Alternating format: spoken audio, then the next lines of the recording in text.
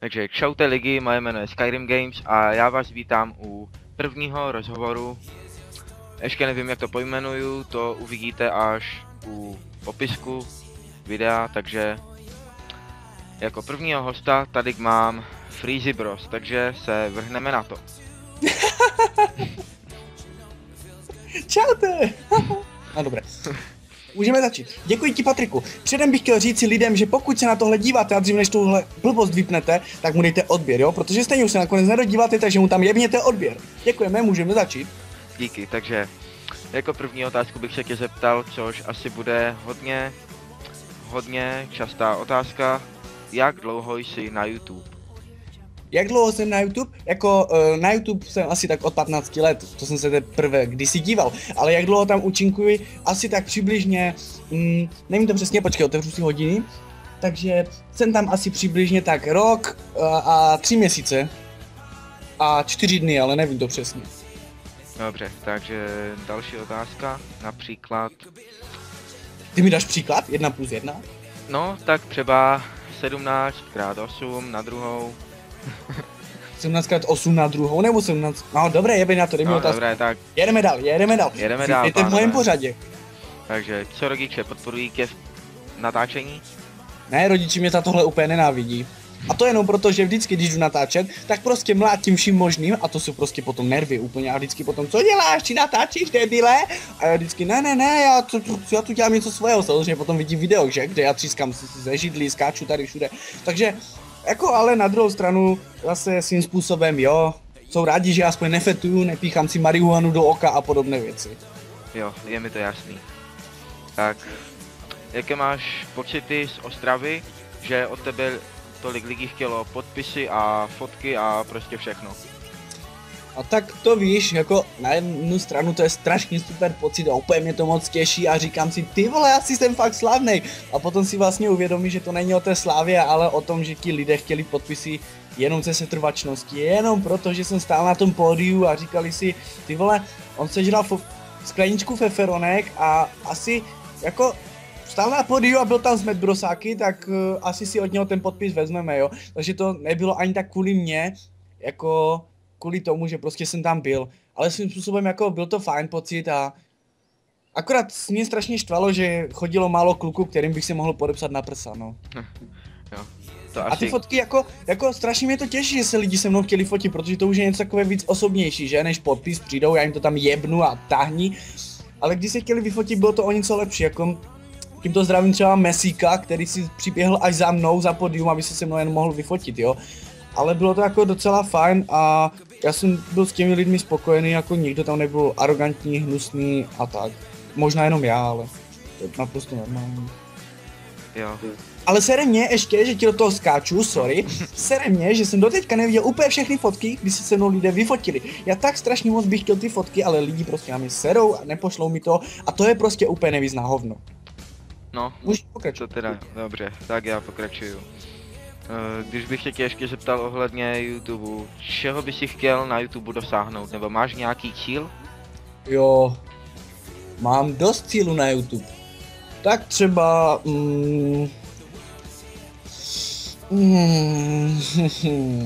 nemám žádný cíl. Nemáš nějaký vyzněný počet odběratelů? Já, když jsem nad tím dneska přemýšlel, teda ještě dřív, než jsem vůbec věděl, že se mě na tuhle otázku zeptáš, tak mi tak napadlo, že já bych asi ani na tom YouTube svým způsobem nechtěl být tolik známý. Já bych chtěl prostě jezdit jenom na ty YouTube akce a být mezi těma lidma, něco jim říct, něco jim přednést, něco jim dát nějakou myšlenku, ale opravdu na jednu stranu mě to těší, že ti lidé mě poznávají, někteří mě poznávali v té Ostravě, ale na druhou stranu asi nechci být tolik slavný a nejde mi o to, nechci jakože si říct, teďka dostanu 500 000 odběratelů a budu mega, hyper, super, giga, super frajer jako Gogo třeba, jo, ale prostě nechci ničeho takhle způsobem dosáhnout, nechám vám tomu plynulý průběh. Něco jako, když máš sračku, tak prostě tomu taky nechej. Jo, prostě nechceš až takovou velkou pozornost a aby tě například pohltila sláva nebo tak. No tak jako, no, jo, máš svým způsobem pravdu. Jo. Nechci. Takže kdo mi pomaluje garáž, tak tomu rozbiju hlavu kruháčem. Super. Proč zrovna Freezy Bros? Freezy Bros. No, To je docela taková zvláštní otázka, protože na Freezy Bros. My jsme se prostě rozhodovali, jaký si dáme název análu a rozhodli jsme se, že si dáme Freezy Bros, protože budeme zastavovat čas. Nakonec jsme se k tomu nedostali, ale chci se k tomu vrátit někdy v budoucnu, že bych prostě natáčel videa, ty, které jsem na začátku lidem slíbil a tak bych jim to dal. A byli jsme původně 2 a teď jako není to vyloučené, že se ten kamarád vrátí, ale teďka toho má docela moc a momentálně jsem teda Freezy 1 Bros. Jo, tak... A proto vlastně, sorry, že ti zase skáču do řeči, v pohodě. ale jsi v mém pořadu, takže já do toho můžu mluvit. Jo, v pohodě. Ale svým způsobem, co jsem to chtěl? No, přesně to. Jo, třeba takový, zdravím teďka Dominik Vlogs, ten mi vlastně zkrátil moji přezdívku a už se mi neříká Freezy Bros, ale už mě většina lidí vlastně zná pod Freezy. Takže když mě zahlednete někde na internetu v nějaké hře jako Freezy, tak jsem to já. Super. Jaký je například tvůj oblíbený seriál, nebo nejoblíbenější, pokud vůbec něco sleduješ? Děkuji za otázku, měj se. Svým způsobem, jako takhle, sleduju strašně moc seriálů, hodně moc seriálů. Můj nejoblíbenější seriál je Útěk z vězení, druhý je Misfits a třetí si teďka ani za hovno nespomenu. Jich je hodně, jako strašně hodně seriál, asi Upíři deníky možná třetí. Jsem kluk, který sleduje Upíři deníky, takže všichni, kdo mě nazvou buzerantem, děkuju. Tak a co třeba film? Ten máš nějaký oblíbený? Mám. Jo? Nejvíc zbožňuju úplně režiséra Nolana, který točí úplně bezvadné, úžasné filmy. Pak strašně moc miluju horory, a úplně jsem jich viděl strašně šíleně moc. Víc než Běžný smrtelník a taky jsem šílený zastánce a zažraný do Marvelu, což jsou komiksárny Iron Man, Hulk a podobné. A pokud se na tohle někdo dívá před Zlínem, ve kterém se pravděpodobně možná objevím, tak budeme vystupovat s tématem Marvel a X-meni, protože strašně miluju Marvel a X-men. Tak a to už jsem řekl. Takže ptej se dál. Tak to je super, škoda, že tam nejedu, určitě bych se těšil. Uvidíme se jinde, měj se. Tak, Můžeš pokračovat v mém pořadu. Jo, v pohodě, takže je tam se na nějaké menší rozstřely, nemám jich tady moc, tak co Cože, například... mám jednu postřelit? No, můžeš. Pojď, dělej, teď. Přijedu si pro tebe. Tak jo. Najdu si tě, zabiju tě. No pokračuj. Takže, trenky nebo slipy? Tanga. Kola nebo kofola? Fanta. Hentai nebo animal porno? Pedofilní porno. Tak, ty vole. Už to toho popravdě skoro víc nemám. Tak zkus z hlavy něco vymýšlet, třeba se mě zeptej na další věci. No, to by mě taky zajímalo, co bych teďka vymyslel. Holka nebo kluk? Hermafrodit. Jakou posloucháš muziku? Buziku jako poslouchám buziku, tvrdší buziku. Nepohrdnu samozřejmě, teď prosím mě nikdo nebíte, ale poslechnu si třeba i hip-hop. Tímto zdravím Revoltu, který má úžasnou myšlenku. Ale převážně teda jsem u toho punk rocku, metalu, nu metalu a taková ta rychlejší a tvrdší hudba, jako záleží podle nálady, že někdy si poslechnu něco tvrdého, kde mám pocit, že mi ti zpěváci už zvrací na hlavu, jo. Ale někdy prostě si poslechnu něco melodického. Byl jsem na koncertě Simple Planu, kdyby to někoho zajímalo a byl to nejlepší koncert mého života. Tak, co ty a hry? Kupuješ je, anebo si je prostě jednoduše stáhneš a krekneš? Já si je nelegálně kupuju z internetu. Prostě stahuju a jsem pirát. Celý život jsem chtěl být pirátem a pirátit, no a tak se mi to splnilo. Jako hraju hry, když si to bývalo víc, jako hrával jsem víc her. Držím asi rekord v hledání min, jsem na to expert. Ale pak přišli nějaké třeba 7 let jsem strávil na WoWku, 10 let asi na CSku. A teď momentálně hraju pár nějakých taky menších her. Jsem tam si zahraju LOLko a podobně. Jo. Chtěl bys v životě potkat nějakého většího youtubera, jako je například PewDiePie nebo Tobuscus, pokud si samozřejmě nebyl v Praze? Většího youtubera? Kolik oni měří? Tak já nevím, tak 2 metry, 2,5 metru. No tak to jsou větší, tak to určitě bych je chtěl poznat, když jsou větší, no. Jako svým způsobem, na to už se mě pár lidí ptalo, já zahraniční youtubery moc nesleduju. Fakt, já když už se podívám na nějakého zahraničního youtubera, počkej, tam si jahodu. Mám tu jahody, kdyby někdo chtěl.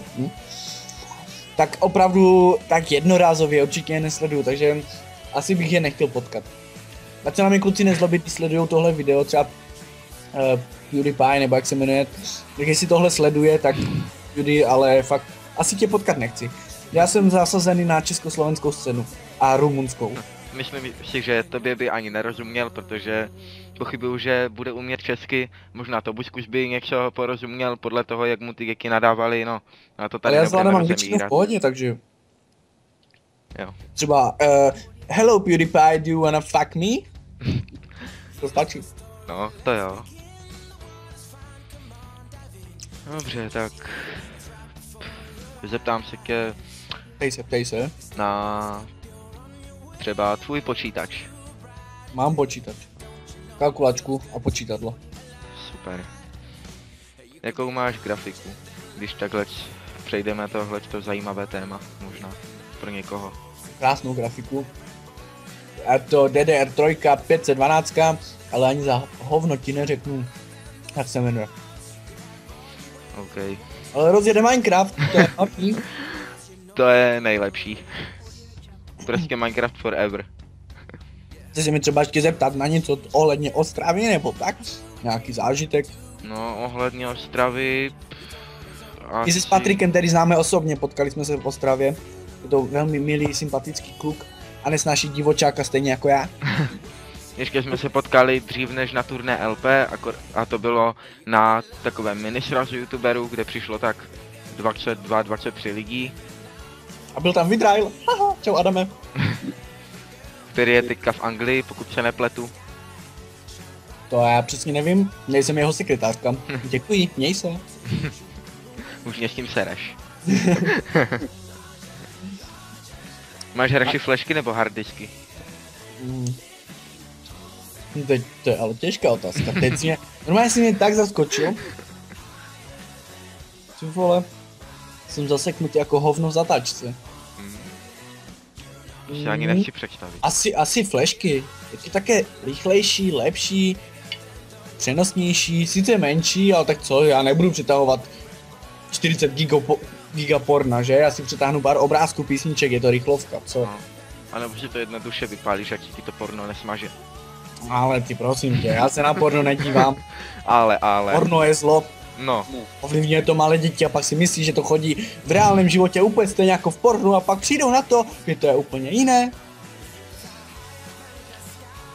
A poserou se z toho. Ano. Tak Patriku, čekám, kolik stále máš pro mě otázek? No, pro tebe už prakticky nemám nic, akorát bych možná tak improvizoval. Takže mi vypršel čas? No, Tak skoro ti improvizuj vypršel rychle. čas. Sbíráš Rychle. něco? Sbírám nebo fetuju? Sbíráš.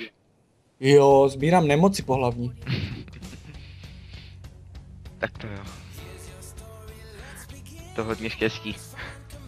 Hodně štěstí, zdraví. Samozřejmě, že si dělám srandu. Teoreticky co sbírám? Nezbírám vlastně vůbec nic. Nezbírám nic, když se nad tím zamyslím. Možná tak lístky z kin, protože tím, že jsem filmový nadšenec, tak když chodím do kina, tak si vždycky lístek nechám, určitě je nevyhazuju. Mám jich dost, docela. To je tak jediná věc, kterou sbírám. Byl jsi na nové Godzilla? Ještě ne, ale chystal jsem se, pak jsem to zrušil, pak jsem se chystal, pak jsem to zrušil a nakonec jsem tam teda nešel, protože jsem se svým způsobem dočetl, že je to sračka. Ale to by tak nevadilo, ale prostě nemám peníze, já se nebudu vymlouvat, nemám peníze. OK. Takže nevím, za co do prdele pojedu do Zlína. Co ty A69? Jak jste na tom? Tak já 69, my si potkáváme každý den v obchodě, vždycky u rohlíku a jako je to zajímavá konverzace, vždycky se chce bavit o sexu a my se nechce moc. No a pak se jenom rozloučíme a jdeme každý svojí cestou. Takže nevím, co zrovna teďka 69 dělá. To mi připomněl takový menší vtip. Správná žena by měla zvládat 70 věcí, vaření a 69. Pobavilo. Všichni se smějete, protože už to stejně nikdo nesleduje. Asi Takže tak. náš čas se asi chýlí ke konci. No, asi jo. Ještě se tě zeptám na poslední věc. Čím natáčíš svoje videa? čím natáčím svoje videa. Nokia 3310. Nádhera. To je asi nejlepší věc na natáčení a na vraždu. No samozřejmě, tím někomu rozbiješ hlavu, raz, dva. No, To nikoho vůbec nemusí zajímat, čím natáčím, to je prostě moje věc. OK. Takže v tom případě se asi chýlíme ke konci. Děkuji Patrikovi, že se dneska zúčastnil mého pořadu a že ode mě dostával krásné otázky. Já taky děkuji Freezymu, že jsem se účastnil jeho pořadu a že mi mohl dávat takové krásné otázky. Si řekl to stejné, co já. Takže Ano. já se s lidmi loučím. Děkuji vám, že jste tohle sledovali. Prosím, navalte mi tam ten zasraný odběr a jemu taky. A běžte spát třeba. Takže já se loučím a mějte se. Čaute. Já se s váma taky loučím. Budu rád za like. Odběr mi můžete dát, ale nemusíte. Ale Freezymu ho musíte dát, protože je to můj host. Budu se těšit buď u Outlastu, nebo u dalšího rozhovoru. A zatím čus.